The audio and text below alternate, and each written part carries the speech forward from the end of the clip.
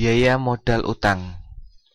Biaya modal utang sebelum pajak merupakan tingkat suku bunga utang sama dengan KD. Biaya modal utang sesudah pajak merupakan tingkat suku bunga utang KD dikurangi dengan pengurangan pajak KD kali T.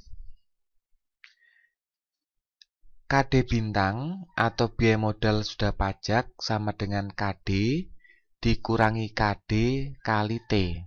Dengan demikian, KD bintang sama dengan KD kali 1 min T. Yang dimaksud dengan biaya modal utang di sini adalah biaya modal utang sesudah pajak. Alasan bunga merupakan pengurang biaya modal utang. Nilai perusahaan yang ingin ditingkatkan tergantung dari arus kas sesudah pajak. Bunga merupakan salah satu komponen biaya yang dapat digunakan sebagai pengurang pajak. Karena keuntungan berkurang karena adanya biaya hutang, maka pajak juga berkurang. Penilaian investasi hanya berkepentingan dengan arus kas sesudah pajak. Dengan demikian, kita menggunakan KD bintang atau biaya modal sudah pajak agar dapat diperbandingkan dengan penilaian investasi yang juga perhitungannya sesudah pajak. Utang di sini bisa terdiri dari utang jangka panjang dari bank atau obligasi.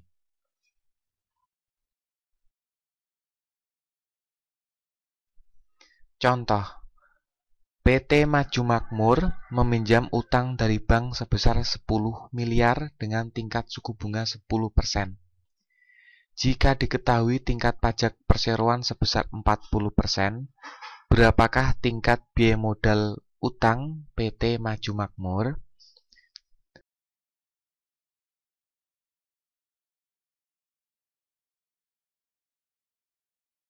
Untuk menjawab pertanyaan di atas, kita perlu menyusun pertanyaan tersebut menjadi dalam bentuk notasi, yaitu diketahui KD sama dengan 10% dan T sama dengan 40%. Yang ditanyakan adalah KD bintang. Berdasarkan rumus, KD bintang sama dengan KD kali 1 min T sama dengan 10% kali 1 min 40% sama dengan 6%. Pertanyaan mandiri untuk refleksi. 1. Mengapa dalam perhitungan biaya modal utang yang digunakan adalah biaya modal utang sesudah pajak? 2. Mengapa dalam perhitungan biaya modal utang perlu ada penyesuaian dengan memperhitungkan pajak? 3. Mengapa biaya bunga memiliki keistimewaan sebagai pengurang pajak? Biaya modal saham preferen. Biaya modal saham preferen adalah tingkat pengembalian yang diminta oleh investor yang menanamkan modalnya dalam bentuk saham preferen. Perhitungan biaya saham preferen adalah dividen saham preferen dibagi dengan harga saham preferen saat ini. Hal-hal yang perlu diperhatikan dalam perhitungan biaya modal saham preferen. Pertama, kadang ada yang melakukan penyesuaian dengan biaya saham emisi. Di sini yang diperhitungkan adalah harga saham preferen bersih. Jika biaya emisi besar, maka harga saham preferen perlu dikurangi dengan biaya emisi. 2. Untuk kasus tertentu, terdapat saham preferen yang memiliki fasilitas opsi untuk dikonversi menjadi saham biasa. Perhitungannya lebih rumit, tapi tidak dijelaskan di sini. Dividen saham preferen bukanlah pengurang pajak, sehingga tidak perlu ada penyesuaian dalam perhitungan biaya modal saham preferen. Namun demikian, beberapa perusahaan perlu menerbitkan sekuritas yang mirip dengan saham preferen, tetapi strukturnya dibuat sedemikian rupa sehingga memungkinkan pembayaran atas sekuritas tersebut, yaitu dividen, dapat digunakan sebagai pengurang pajak. Materi seperti ini dibahas dalam manajemen keuangan tingkat lanjut.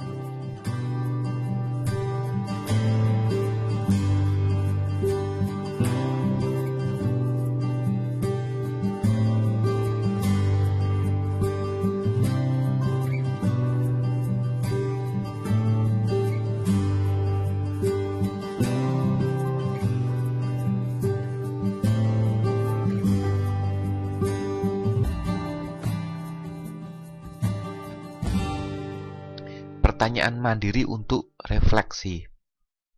1. Apakah dividen merupakan komponen dalam penyesuaian perhitungan biaya modal saham preferen? Mengapa? Apakah biaya emisi merupakan komponen dalam penyesuaian perhitungan biaya modal saham preferen? Mengapa? Biaya modal laba ditahan atau KS. Biaya modal laba ditahan atau KS merupakan tingkat pengembalian yang diminta oleh pemegang saham atas saham biasa suatu perusahaan. Saham biasa dapat diperoleh melalui dua cara. 1. Menahan sebagian dari laba tahun berjalan. 2. Menerbitkan saham biasa baru atau stock equity offering atau right issue. KS menunjukkan biaya modal laba ditahan. KE menunjukkan biaya modal emisi saham biasa. 3 pendekatan dalam perhitungan biaya modal saham laba ditahan adalah pendekatan CAPM, pendekatan imbal hasil obligasi plus premi risiko, pendekatan imbal hasil dividen plus pertumbuhan.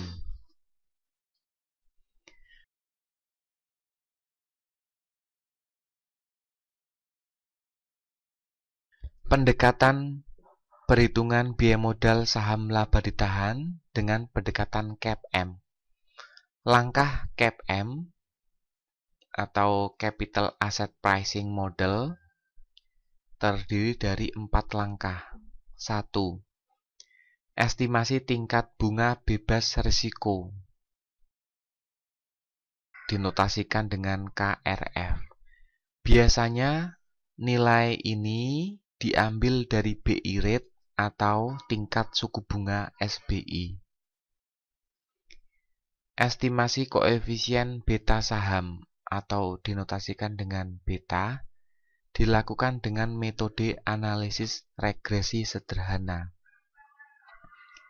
3.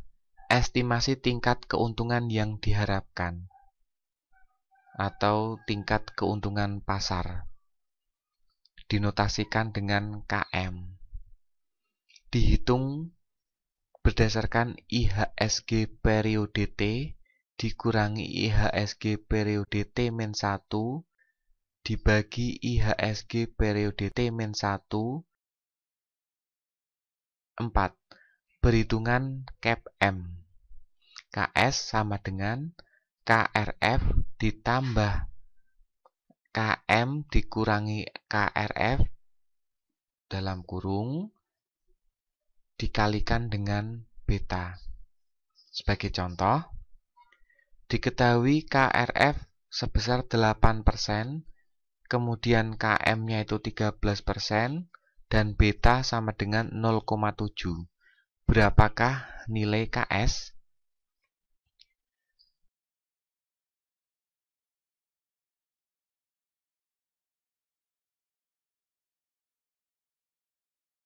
Dari rumus, KS sama dengan KRF ditambah KM min KRF kali beta sama dengan 8% ditambah 13% dikurangi 8% kali 0,7.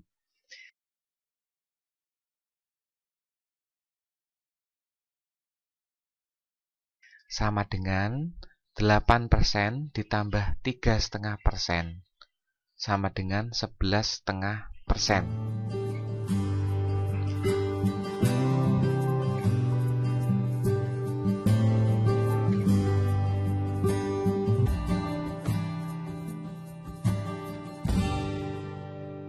Pendekatan perhitungan biaya modal laba ditahan dengan pendekatan imbal hasil obligasi plus premi risiko. Perhitungan CAPM hanya bisa digunakan untuk perusahaan yang sudah go public atau terdaftar di Bursa Efek Indonesia. Pendekatan imbal hasil obligasi plus premi risiko merupakan prosedur yang bersifat subjektif dengan cara menambahkan tingkat suku bunga utang jangka panjang dengan premi risiko tertentu yang biasanya bernilai antara 3–5%. Metode ini meskipun kurang akurat namun menjadi panduan bagi perusahaan agar berjalan atau melakukan estimasi secara benar. Perhitungannya adalah KS sama dengan tingkat bunga obligasi atau utang jangka panjang ditambah premi risiko sekitar 3–5%.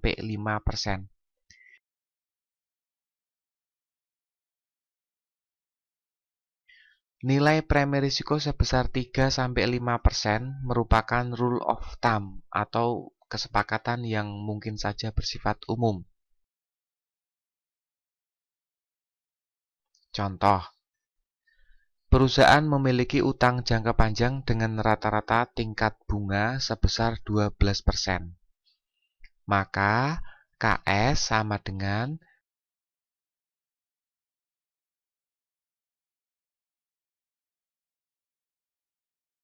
12% ditambah 4% sama dengan 16%, di mana 12% ini merupakan rata-rata tingkat bunga, sedangkan 4% merupakan nilai premi risiko.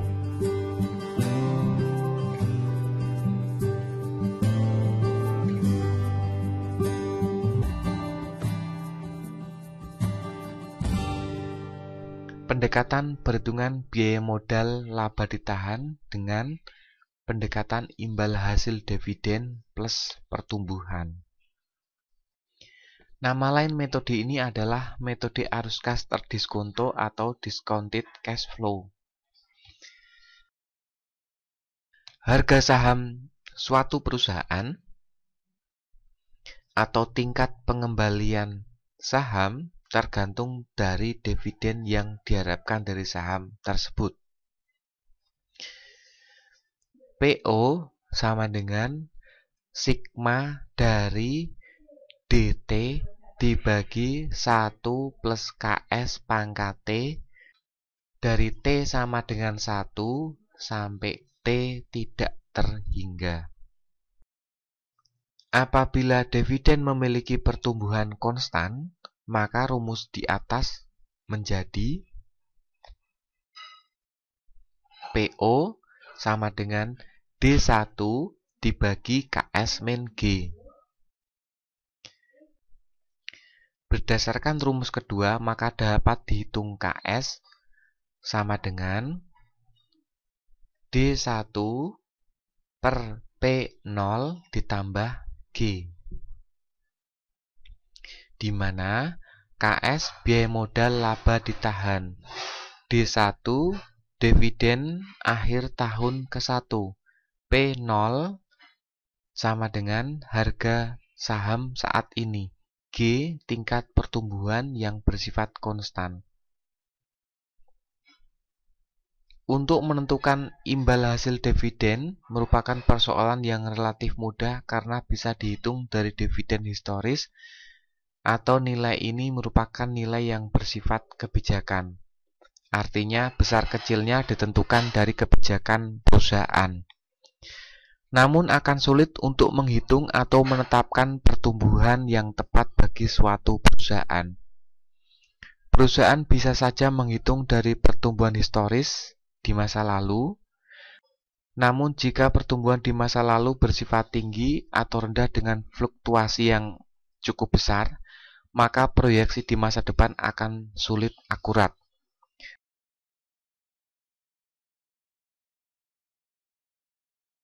Terdapat beberapa metode untuk melakukan proyeksi, di antaranya analisis subjektif dari analis sekuritas. Kemudian bisa juga berdasarkan rumus tingkat retensi atau retention rate. Dalam perhitungan biaya modal, perlu diingat bahwa dibutuhkan analisis yang jeli, seksama, cermat, dan pertimbangan yang baik. Karena jika tidak, hasil dari penaksiran biaya modal saham biasa ini akan menghasilkan nilai yang sesat. Biaya modal laba ditahan. Contoh, harga saham PT Maju Makmur saat ini sebesar Rp23.000. Dividen yang diharapkan akan dibayar pada tahun berikutnya sebesar Rp1.240. Jika diperkirakan pertumbuhannya konstan sebesar 8%, berapakah biaya modal laba ditahan?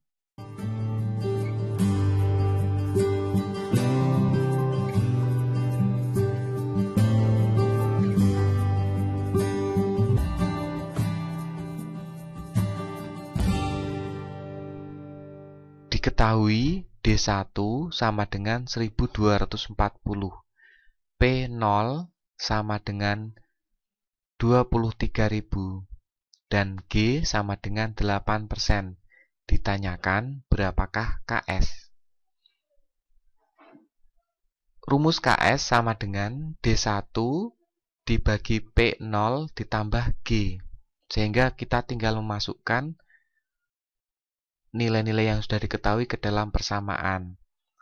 KS sama dengan 1240 dibagi 23.000 ditambah 8%. 1240 dibagi 23.000 sebesar 5,4%, ditambah 8% sama dengan 13,4%.